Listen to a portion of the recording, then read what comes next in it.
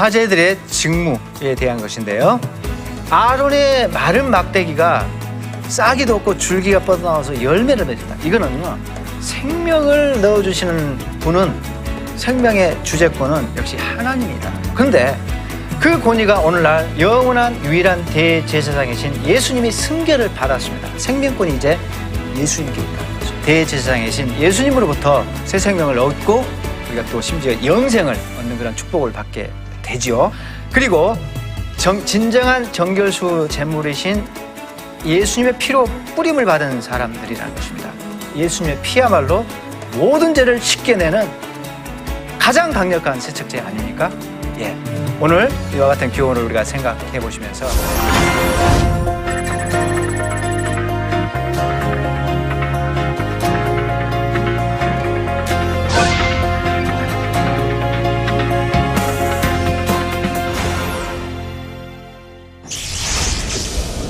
한 주간 또 잘 지내셨습니까?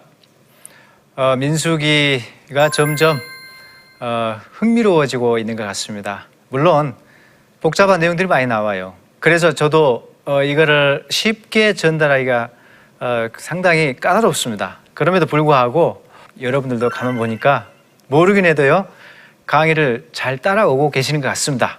자, 오늘 제 10강입니다. 아론의 죽음과 그 이후의 행진에 대해서 민수기 20장, 21장을 통해서 살펴보도록 하겠습니다. 자, 오늘 강의 포인트는 20장이 참 중요한데 왜 민수기의 새로운 전환점인지, 20장이 전환점이거든요. 근데 왜 그런지 우리가 한번 논의해 보도록 하겠습니다. 그리고 20장에서는 미리암이 죽고요, 아론이 죽어요. 그래서 전환점인데 이 두 사람의 죽음에서 나타난 시간표, 민수기의 시간표를 중간 점검을 해보는 시간을 갖도록 하겠습니다. 그리고 아론이 호르산에서 죽습니다. 그리고 호르산에 죽고 난 다음에 모압 광야까지의 여정이 펼쳐지는데 그 과정에 몇 가지 전투가 발생하거든요. 그 과정과 전투들을 살펴보는 시간을 갖도록 하겠습니다. 자, 새로운 전환점인 민수기 20장. 민수기 전체는 크게 세 가지 섹션으로 나뉘어진다고 말씀을 드렸어요. A, B, C. 자, A는 서론적인 부분이었고 여행 준비에 대한 것이었어요. 우리가 이미 다 살펴보았고, 그 다음에 우리가 집중해서 지난주까지 살펴본 부분이 바람 광야까지의 투덜투덜대면서 여행을 시작을 하죠. 처음부터 불평을 터뜨렸죠. 그리고 바람 광야에 도착해서 가데스에서 정탐꾼을 보내고 거기서 이제 배교가 발생을 하고요. 그 다음에 하나님이 이어서 사제들과 관련된 여러 가지 법들을 주십니다. 그때 고라 일당이 반역을 하게 되고요. 그리고 사제들의 직무를 다시 한번 자세하게 하나님께 설명을 해주고 있죠. 그게 지난주에 살펴보았던 17부터 19장의 내용이었습니다. 자, 그리고 여기서 무대가 바뀐다는 것입니다. 물론 광야 이야기이기 때문에 한 주제로 묶여져 있죠. 그런데 20장에 무대가 크게 바뀌는 이유가 미리암과 아론이 거기서 죽고 그 이후에 행진이 펼쳐지기 때문이죠. 그리고 이어서 그 유명한 발람 이야기가 22장, 25장에서 아주 재미있게 흥미진진하게 펼쳐지거든요. 그리고 마지막에 이제 가나안 땅에 들어가기 직전에 2차 인구조사를 진행하고 땅 분배에 대한 주제가 계속 집중적으로 여기서 이제 나오게 됩니다. 자, 그래서 민수기 20장이 참 중요한데 민수기 20장은 정탐꾼들의 보고 대회 이후에 여기서 이제 일종의 쿠데타를 일으킨 거잖아요. 그 이후에 38년간이나 이들이 방랑을 하게 되는 시점이 바로 민수기 20장이에요. 근데 재밌게도 38년간이나 되는 여정의 중간에 공백이 있어요. 갑자기 제40년으로 점프를 해버립니다. 제40년의 사건으로 직행을 하게 돼요. 그래서 아론의 죽음 이야기 이후의 이야기로 직행을 하게 돼요. 그래서 결국 이런 큰 공백이 있습니다. 왜 이런 공백이 남겨졌는지 뒤에서 간단히 우리가 살펴볼 거예요. 제 생각에는 그래요. 이들이 남은 38년간도 40년 되기까지 직전까지 똑같은 패턴의 삶을 살았다는 거죠. 말 안 듣고 두들겨 맞고 말 안 듣고 두들겨 맞고 불순종하고 또 하나님께 징계받고, 이게 제가 생각할 때는 초기에 있었던 사건들이 그 이후에도 계속 반복되었기 때문에 그걸 똑같이 또 일일이 설명할 필요는 없었다라는 생각이 듭니다. 그래서 아마 이런 배교와 불순종이 반복됐기 때문에 그냥 공백으로 처리를 했다라고 생각을 하고요. 결국은 민수기 광야 40년의 이야기는 초기 사건, 초기에 1부터 3년 사이에 그 사건에 집중돼 있고, 그리고 40년 이후 사건에 집중되어 있습니다. 38년간의 이야기는 전체가 공백으로 지금 처리가 되고 있습니다. 20장의 두 핵심 인물의 죽음이 어떤 의미를 갖고 있는가, 제 생각할 때 굉장히 중요한 의미를 갖고 있습니다. 왜냐하면 미리암과 아론이라는 인물은 제1세대의 핵심 인물입니다. 근데 미리암이 초기에 죽어요. 그리고 아론이 말기에 죽어요. 초기와 말기의 두 죽음이 1세대 전체의 죽음을 의미한다고 생각을 해요. 그래서 20장은 의도적으로 그 두 죽음을 양 끝에 배치했다고 생각을 합니다. 그래서 1세대가 이제 1세대 역할이 끝나는 거죠. 20장은 그리고 에돔 통과에 실패한 후에 오랜 우애를 축약을 했고요. 제가 말씀드렸죠. 시간을 갑자기 도약을 한다고요.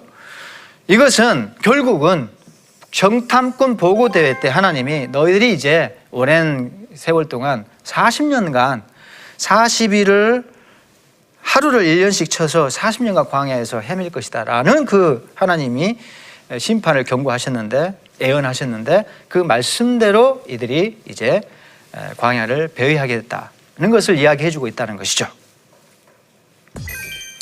자, 그 다음에 이어지는 사건, 이제 20장 본문에 대한 구체적인 내용인데, 식수 불평과 모세의 불순종, 아론도 여기 합류합니다. 모세가 대표니까 이렇게 적어 놓는 것이죠. 자, 고라 사건 직후에 지금 물 불평과 더불어 백성들이 쏟아낸 이야기가 이거예요. 고라 사건 직후라는 것이 중요하죠. 한번 크게 벌을 받았는데 백성들도 많이 죽고. 근데 여기서 뭐라 하죠? 우리도 죽었으면 차라리 더 나을 뻔했다. 너희가 이미 16장에서 그렇게 말해요. 고라 사건 때. 고라 사건 때도 너희가 여호와 백성을 죽였다. 적반하장이죠. 이게 인간의 모습이에요. 그 당연한 죽음인데 오히려 그걸 문제 삼아요. 적반하장인데, 그리고 연이어서 이 사건이 수습되고 난 다음에도 이들의 고집스러운 그 성품이 아직도 남아 있어가지고 백성들이 집단으로 이런 말을 쏟아내는데, 여기 보세요. 여기서 우리가 다 죽게 생겼다. 그리고 우리를 애굽에서 나오게 해서 이 나쁜 곳으로 인도했느냐. 손을 넘기면 안 되는데 자꾸 이래요, 백성들이. 자, 그래서 하나님께서는 물을 주십니다. 자비를 베푸셨어요. 화가 잔뜩 나셨지만 물을 주시는데 하나님께서 모세에게 명령을 해요. 명령을 해라. 말을 해서 물을 내라라고 하는 거죠. 근데 모세는 반석을 2번 칩니다. 물은 솟구쳤어요. 그런데 명령을 어겼습니다. 그래서 징계를 받았는데 모세 아론 둘 다 공동 책임을 져서 약속의 땅에 못 들어갑니다. 물이 터졌다는 게 중요하죠. 불순종에도 불구하고 하나님의 은혜는 주어졌다. 이게 하나님이시죠. 참 감사하신 우리 하나님이시죠. 고마우신 우리 하나님이죠. 자, 그리고 모세의 행위가 왜 그런 불순종이냐, 몇 가지를 생각해 볼 수가 있어요. 이거 어떻게 말로 한다 해서 이게 좀 안 될 것 같은데 라는 불신이 좀 묻어있지 않는가라는 생각을 해볼 수가 있어요. 뭐 그럴 수 있죠. 근데 더 중요한 거는 혈기를 부렸다는 거죠. 그러니까 모세의 분노는 항상 하나님의 분노를 대신 표출하는 거였어요. 근데 이 대목에서는 혈기가 자기 혈기였습니다. 이게 이제 문제였고, 자신의 능력을 과시하려는 심리가 분명히 있었다는 생각이 듭니다. 자신의 영광을 추구하죠. 하나님께 올라갈 영광을 봐라, 내가 이 정도 하지 않냐 라고 하면서 보여줌으로써 자기가 높임을 받으려고 하는 그런 어떤 욕망이 거기에 있었지 않는가라는 생각을 해보게 됩니다. 그리고 중요한 거는 자신의 경험을 의지했을 가능성이 있죠. 예전에 그 시내산 도착하기 전에 그때도 물 떨어졌을 때, 그때 출애굽 17장이죠. 그때도 바위를 뚜르게 패니까 물이 솟구쳤는데, 이렇게 하니까 뭐 물이 나왔으니까 지금도 때려야 될 것 같다. 모세는 자기 생각과 경험과 자기 혈기로 물이 나오게 했다는 것입니다. 이게 사실 작은 죄는 아니죠. 무엇보다 영광을 자기가 받으려고 했다는 것은 이거는 굉장히 좀 심각하죠. 그래서 가나안 땅에, 약속의 땅에 못 들어갈 만합니다. 무리바라는 지명이 붙었어요. 거기서. 근데 이 무리바라는 지명이 출애굽기 17장에도 아까 봤지만은 또 나온다는 거죠. 시내산 도착하기 전에. 그리고 그 외에도 시내산 도착 전에 비슷한 사건들이 여러 번 반복돼요. 이미 시내산 도착하기 전에 만나 주시고 메추라기도 주십니다. 그 다음에 식수 공급하시고 전쟁도 있었어요. 아말렉과 전쟁하고. 그래서 이제 학자들은 이걸 이렇게 설명을 해요. 시내산 도착 전에 있었던 이런 일련의 경험들을 하고, 그 다음에 광야에서 이 민수기에서 펼쳐지는 20장 이후에 펼쳐지는 이 많은 경험들하고 똑같은 이야기가 두 군데 이렇게 끼어들어갔다. 근데 저는 그렇게 보지 않습니다. 자, 이때는 한 달 반 정도의 짧은 여정이었어요. 한 달 반 만에 시내산에 도착을 했거든요. 저는 그렇게 봐요. 이 한 달 반 동안 이들이 앞으로 40년, 38년 정도 있을 광야의 모든 경험을 미리 맛보기로 경험했다는 거죠. 앞으로 이런 일을 계속 오랜 세월 동안 너희들이 경험하게 될 것이다. 그래서 맛보기 경험을 이때 축약해서 했다는 생각이 듭니다.